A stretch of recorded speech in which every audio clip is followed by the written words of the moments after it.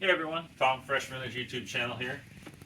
2000 Jeep Cherokee, and as part of our winter car care tips video that we did a couple weeks ago, one of the things we did is we tested our coolant string. And while you saw this Jeep in the video, something you did not actually see me do is test the coolant strength, because when you go all the way down in there and you get nothing, that's not good. So we have a suspicion that this radiator is actually leaking, and the telltale sign of that is obviously no antifreeze here. But if you look at the coolant bottle, there's no coolant in that, and that's another telltale sign that you may be leaking antifreeze. So we're going to go ahead and we're going to do a pressure test with our Power Built kit. You can rent these at pretty much any Advanced Auto Parts. Do is make sure you have the right cap. In our case, we couldn't find the right cap. It's odd that that kit over there doesn't really have Chrysler listed. But this is kind of a universal one, so you want to make sure that's sealed. Once you have a good solid seal in there, you can start pumping this. And we did this a few times, and you can see how quickly we're losing pressure. So it's obvious that there's some kind of leak going on with this radiator. If you look way up in the corner here, you can actually see where the fins are leaking, and it's actually wet. That is your petcock on the end of the radiator, and we have had the last 10 minutes trying to get it to turn. But as you can see, there's just so much stuff in the way. We're going to go ahead and pull this apart without draining the radiator, because we already know that it's leaking and there's not much antifreeze in it to begin with. So make sure you at least try to get this drained. Hey, we're here at Everide picking up our radiator for a 2000 Jeep Cherokee. Let's go ahead and see if JD's got it ready for us. Hey Tom, what's going on? Hey JD, how are you, man? Fresh Good Finish? to see you, buddy. Yes, sir. Yes, sir. Got your radiator for it? All right, 2000 Cherokee radiator. Yes, sir, with the 4 Nice. Should be good to go. Performance radiator, yes sir. Looking forward to putting this in. Well, I mean, hey, let's be honest, no one ever wants to put a radiator in. All right, so we just got back from Everide with our new radiator here. Thanks, Everide, appreciate it. We're going to go ahead and start taking this apart. And in taking this apart, there's a few obvious things. These are 8mm bolts for the electric fan shroud. There's 1, 2, and I believe there's 2 on the bottom. Then that'll come out with an electrical connector. Someone customized this shroud right here for the mechanical fan. I don't know why the previous owner cut it here and at the bottom. So I'm just going to leave it because I'm pretty sure this will slide up out of the way. The big thing in this whole operation is you're going to need some 10mm bolts, or 10mm socket here. That one's actually already missing. There's one here. So you'll have to make sure you have preferably a ratcheting wrench. And we're going to have to work on getting the battery out of the way, because these things are like a 1/2 inch to an inch long. But all good. We have a T25 here for the actual hood latch, and then more T30 here, here, here, and here. And then there's 3 more 10mm bolts here, and there's a 10mm here and a 10mm here. So we're going to go ahead and get all that out of the way so we can get access to the upper part of the radiator. And also the previous owner ran an actual overflow hose all the way around under here, so we're going to go ahead and pull that out of the way as well.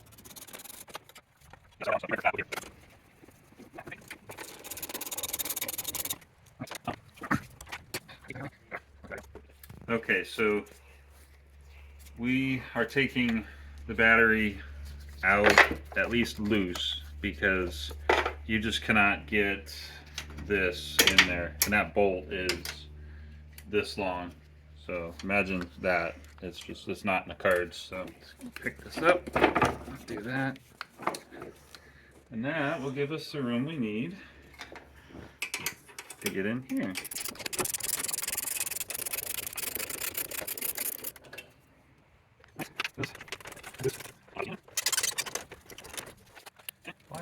Why is it always the smallest bolts that give you the biggest problems? This isn't even a bolt, it's a screw. This one's pulling double duty, where the OEM hose came out of the radiator cap. It's also holding the fan on.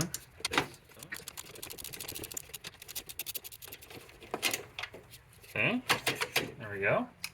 All right, underneath we go. Underneath here, there's no actual 8mm bolts, but I will call out, I'm pretty sure you see that bolt head there. That is on the bottom of the radiator. I could be wrong, but we'll find out. So that's got to come out. in case you don't take it out when you try pulling the radiator out, that might try to go with it, and that's holding your power steering lines on. So we're going to take that off just to be safe. All right, so this should come out. There we go. I feel pretty comfortable saying this is ready to come out too.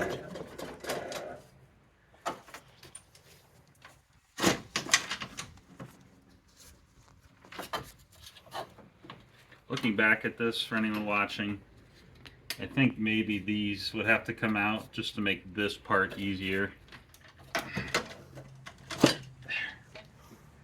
There we go. Okay, so we have the top plate out of here, and looking back on it, this should have come out. So I'm just going to take this out, because if it came out that hard, it's probably going to go in 3 times as difficult. That comes out. And that, you can see I bent it pulling that top plate out, but I can fix that. So there we go. All right, so we're going to take the overflow line off. There's that. Right here is your upper radiator hose. This guy's obviously easy to get to. Clamp, clamp, you're done. Down here is where your fun's at. And it's not that hard. There's one hose clamp here. And then you can't really see it that well, but there's one underneath where it goes into the water pump, and that's the one where you have to go ahead and have a little patience. But in order to replace those, I went to my local Advanced Auto Parts. I bought some, everyday hose clamps. I also bought some spring-loaded ones, a couple different sizes to make sure I had the right ones. But these things will make your life easier, because once you put them on, they're pre-tensioned. You put them on the end of the hose, you put it on the radiator, and you're done. Alright, so upper radiator hose, this is pretty cut and dry. This one over here, a little bit of work to see. My good friend, Mr. Flat Blade Screwdriver, but that one's already loose. Just give these a little twist and pull, and you can see how empty this is. Little twist and pull, and there we go. We've got some new hoses. I mean, if you're going to do this, you might as well do it for an extra 20-30 bucks and buy some, good Daco hoses. Okay, looks plenty loose. Get our electrical wiring for the fan out of the way here. Little twist. Hold on. Thank you for the kick there. It's very important. Yeah. Just took an antifreeze bath. Do not get excited like I just did, folks, because you will have a mess on the ground. So this is a moment of truth. This could be quite a bit coming out of here. We'll find out right now. Yep, there we go.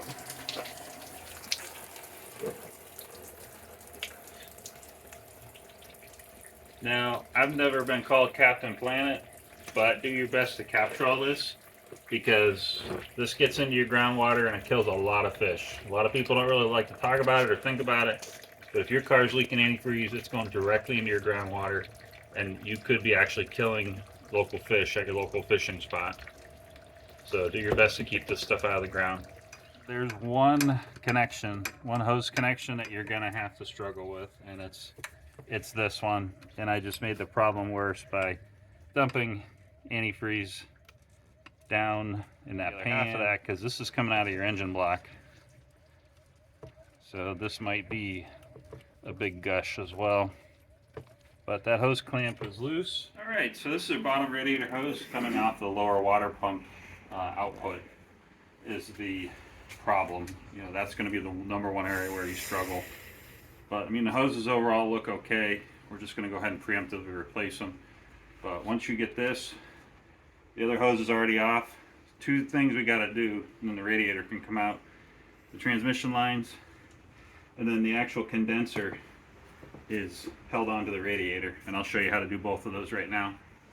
Okay, so transmission cooler lines. Top one here is 3/4, or in this case 19 millimeter, because I have a 19 millimeter wrench. Now, if you didn't listen to anything else in this entire video, you need to stop what you're doing and buy a set of these. You need to go to the store and buy a set of these. What are these? These are quick disconnect. They're good for gas lines, or in this case, transmission lines. And I don't remember the exact one, but we're going to find out right now. It's either the yellow or the blue one. What this does is there's 2 little fingers. If you look down in here, there's 2 little fingers in this thing. And this actually gives you the ability to slip over the line and go inside. I don't know how you can see that, but you go inside here, and that disengages those lines, or those fingers, so that, in theory, you should be able to get this to pop off. Okay, so these things, as you can see, I have it installed there. That little end is now inside there, and it's pushing on the fins inside there, the actual fingers, to disengage this. So it should pop right apart when I pull on it right now. Okay, there's a nut, if you want to call them a nut. They're not really that high end of a nut, so to speak, but they're holding radiator to the condenser. Those look like they're 10 millimeter, but that's the second 10 millimeter I've tried. So I am going to do this. Just like that transmission disconnect, quick disconnect came off fairly easy. There we go. All right, the moment we've all been waiting for. Now there's still antifreeze in this thing, so carefully and if at all possible, try to lean the radiator away from the lower radiator bracket, or the lower radiator port there. But there's our radiator. And looking at it, it's clear it was leaking here, and I think it was leaking over here too. Okay, new radiator. Thanks, Override. This thing is fantastic. Before you put this in, you can see there's posts in here on the bottom, and those posts go right through the brackets for the condenser, and so you have to carefully not trash your brand new radiator because we didn't take the fan off. And before you do that, I was getting ahead of myself because this should be tight. Make sure it's actually tight so you're not dealing with it after you get the installation into the car done. So you just want to carefully bring this down.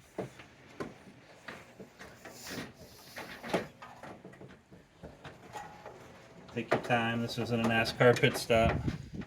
You got to make sure those posts line up. One. Okay. If you get one, the other one should line up. There we go. All right. Something else you'll notice is posts here.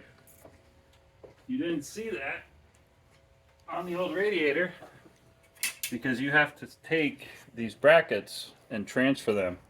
These are in pretty good shape. Trust me when I say I've seen a lot worse on my previous Jeeps. They're very difficult to move, but these should come off in a minute or two, and we should have them on the new radiator here pretty quick. All right, so we got our new old stock here. Brackets, mounts here, and we'll have it all done in an hour because that's when the sun goes down.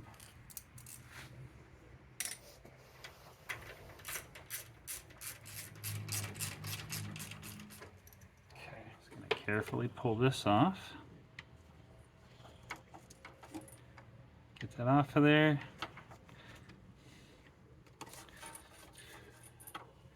And we honestly had a bear of a time getting that old end out of there. We actually broke this off of the old radiator, but we got it out. And this looks fine now. Looking down in there, that's what you're contending with when you take this. There's the old piece there. When you take this and you pull that out, that's what you're trying to do, is disengage those little fingers down in there. You can see them. And this was a lot more difficult than the last few of these I've done, but we eventually got it out of there. So that looks pretty clean, all things considered. So there we go. That's literally clicked in. That looks loose, but it's tight and sealed. Just gonna look in this. That's clean. This should thread right on there. Go. Now, I'm not going to go like 100 foot-pounds or anything on this, and I'm sure there's a spec for this. But I'm going to gingerly crank this down.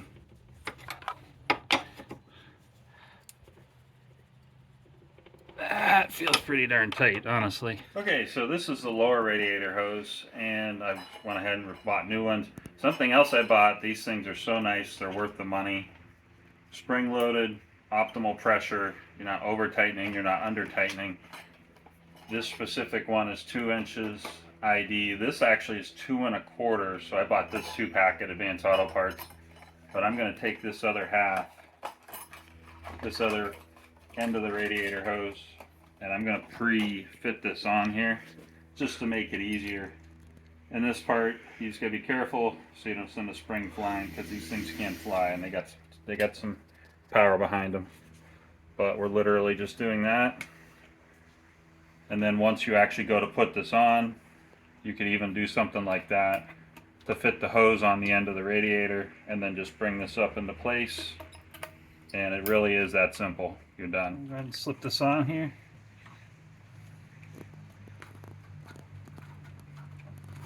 There's that.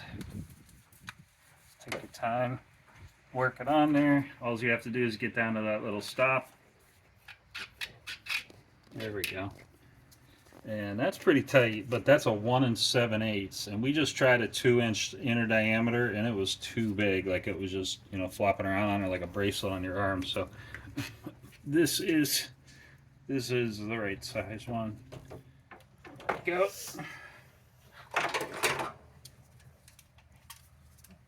Take these. Let's move it right about there. Okay, so upper radiator hose, check, done. This one took a little less thought because it's so easy to get to. The bottom one, this one's easier to get to. This one is a little difficult. So make sure you look at your spring-loaded hose clamps if you decide to go with these. And if you actually go with these, make sure they're kind of clocked, if you will, in a direction that you can get to them. Because that one right there, we would have never been able to get to. Because it would have been basically underneath the air filter box. This one was the hardest one to get off of the car, and this one was likely the hardest one to put on the car. Okay, it's on there.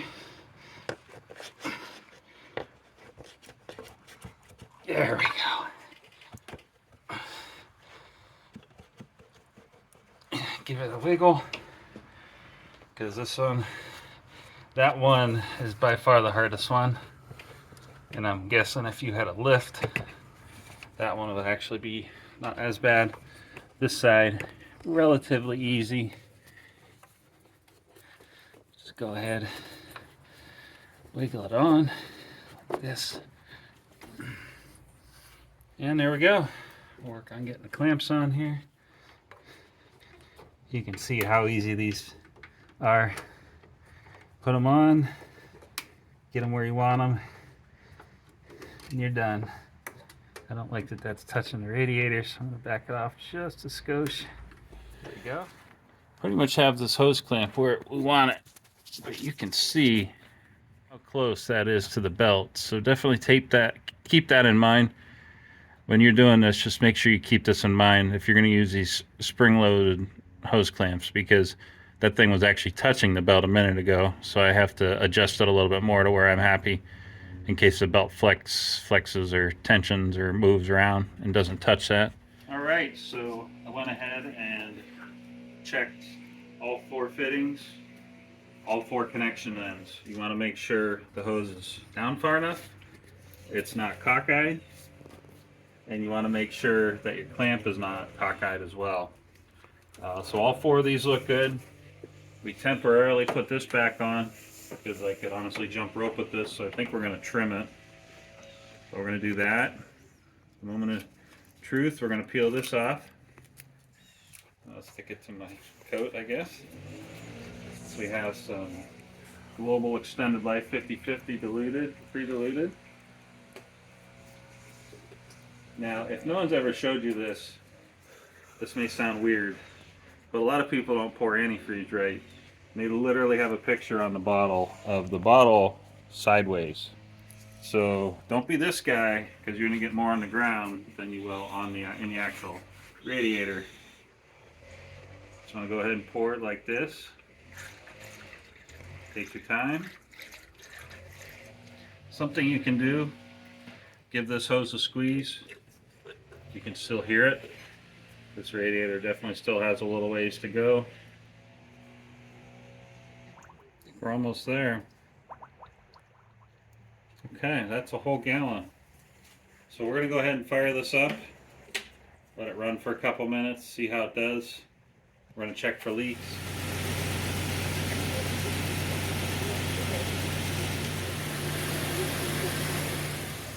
Okay, so everything looking good here.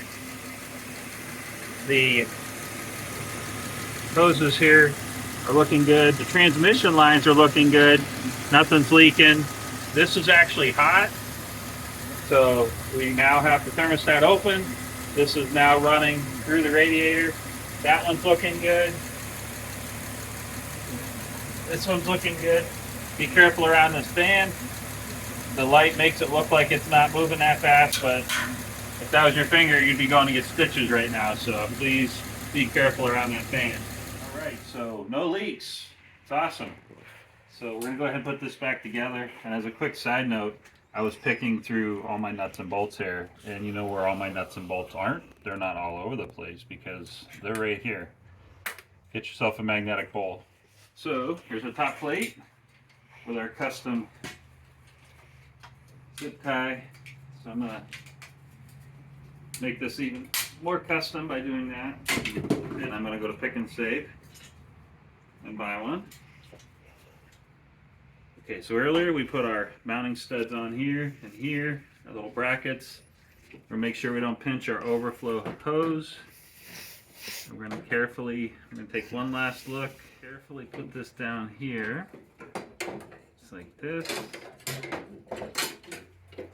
Okay, so these came through. These holes are looking like they're lining up, that's good. This is loose, nothing pinched. All right, let's start putting this back together.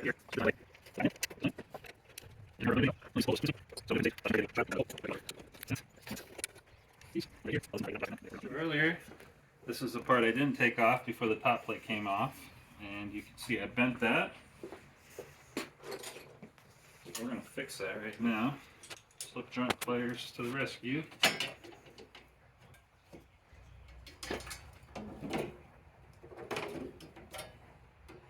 Look at that. Better than when it went together at the factory. You know?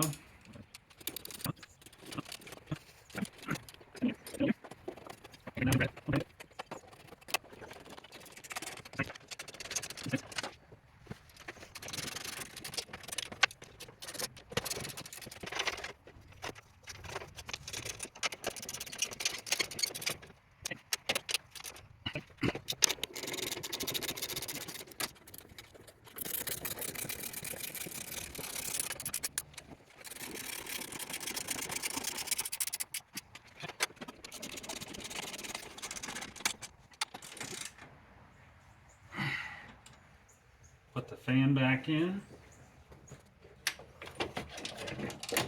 Yeah. And remember, there's tabs at the bottom of this thing.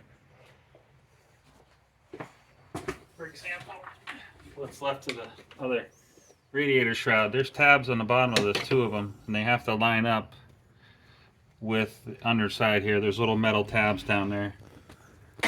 So I'm gonna give them a quick line here, line up. 8mm.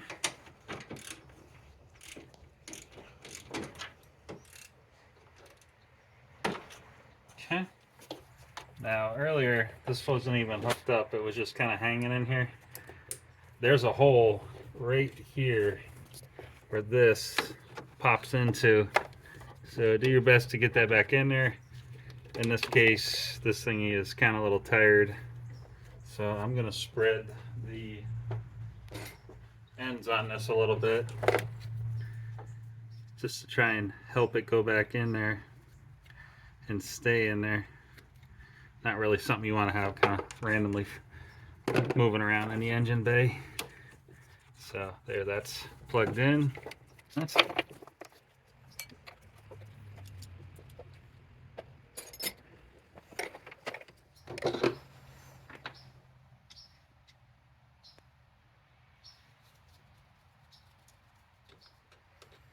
Don't go too tight. Last thing you want to do is break that off of your brand new radiator, because they don't warranty over tightening. And I believe that's it, folks. We are done. Thanks for watching. Until the next time. Hey everyone, this is Tom with Fresh Vintage. Just wanted to give a quick shout out to our good friends at Everride Radiator. Whether you're on their website looking up an older obsolete radiator, or you give them a call or stop on by in person if you're in the greater Roanoke, Virginia area, they have the radiator you need, they have the air compressor you need, the condenser you need, even have some gas tanks. So whether you have an older Mustang, a 2000 Jeep Cherokee like me, or even a semi, feel free to give them a call or stop on by and they can get you hooked up. Thanks everyone. Hey, we're here at Everride picking up our radiator for a 2000 Jeep Cherokee. Let's go in and see if JD's got it ready for us.